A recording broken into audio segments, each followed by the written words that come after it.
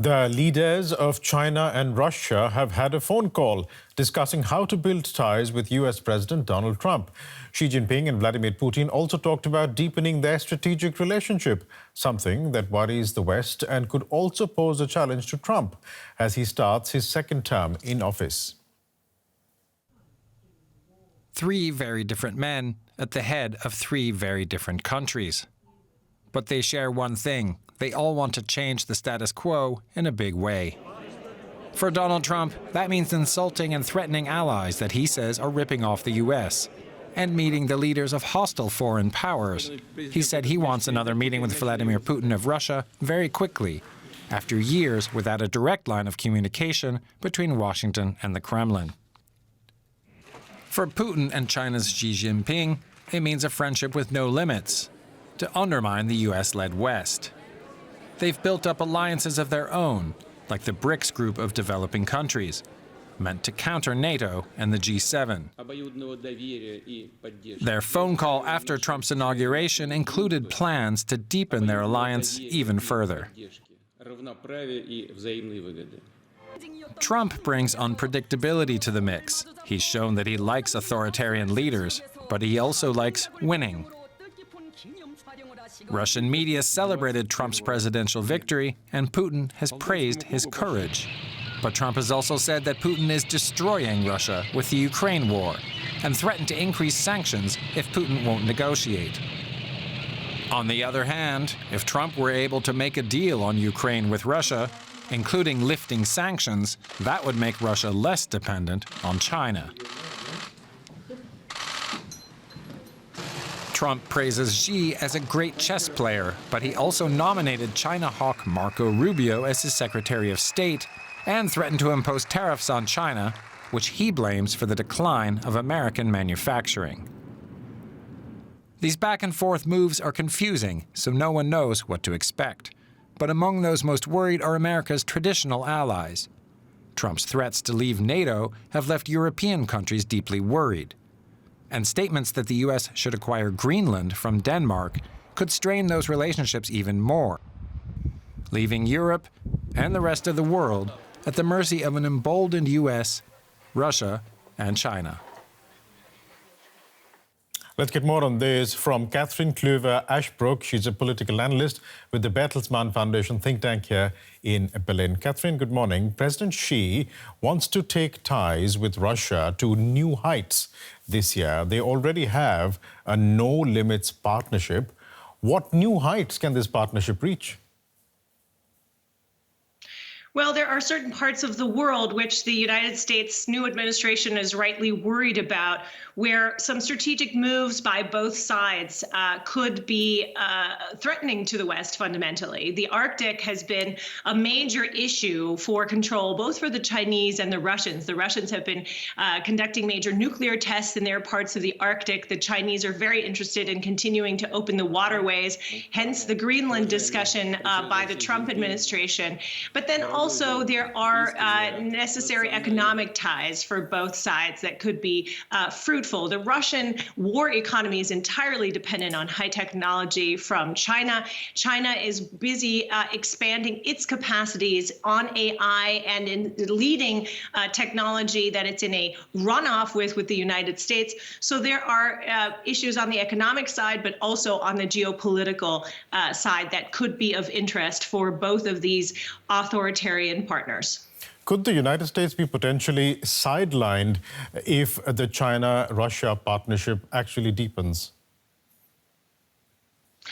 Well, look, I mean, traditionally, the long strength of the United States has been a close collaboration with allies, the ability to sequence diplomatic action, to look into wedging certain partnerships apart. We've seen that in other areas in the past.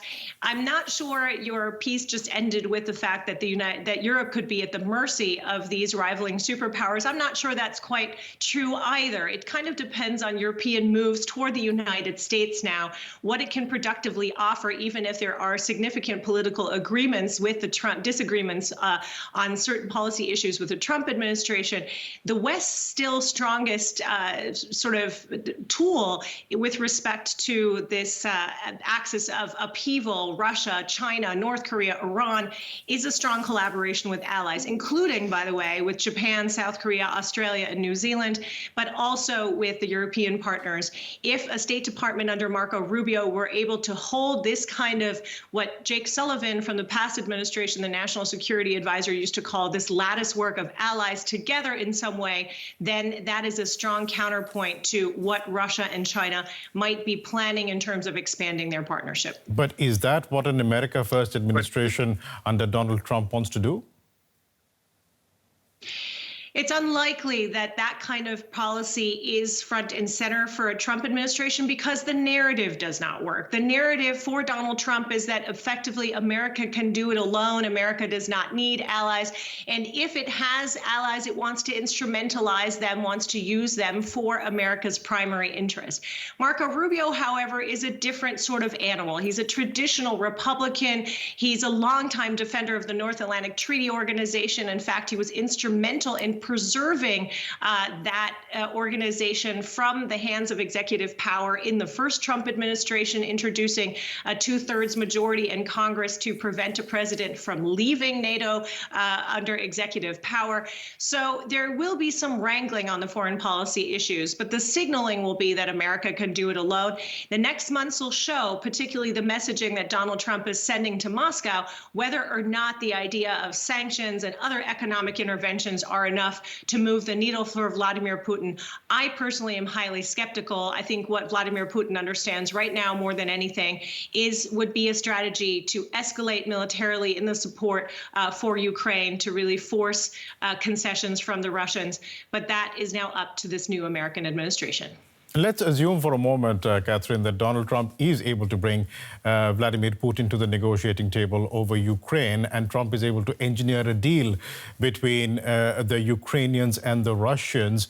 Would that drive a wedge? You were talking about a wedge earlier. Would that drive a wedge potentially between China and Russia? Well, right now, the economic dependencies between Russia and China, or rather for Russia from China, are so high that unless what comes with a potential peace deal is, again, an opening of the markets and access to the world markets, specifically to export Russian oil unfettered, then that would not necessarily be sufficient to drive a wedge. Russia has focused on very traditional fossil fuel economy outputs. It needs the kind of high technology development that at this point, even in a level playing field trade environment, it can only get from elsewhere. That's where China has been such a willing partner, including with Iran on drones and other areas. So it would really, you'd need a new set of economic arrangements de facto where the level playing field is again front and center. None of these parties, by the way, including the United States, that has continuously violated core provisions World Trade Organization, have necessarily been playing by the rules. So that kind of a deal would have to go with a wider rules-making push. We don't see a lot of appetite for that in the current U.S. administration. We'll leave it there for the moment, but thanks so much for joining us today. Catherine Kluwer-Ashbrook with the Bertelsmann Foundation think tank. Thanks so much. My pleasure.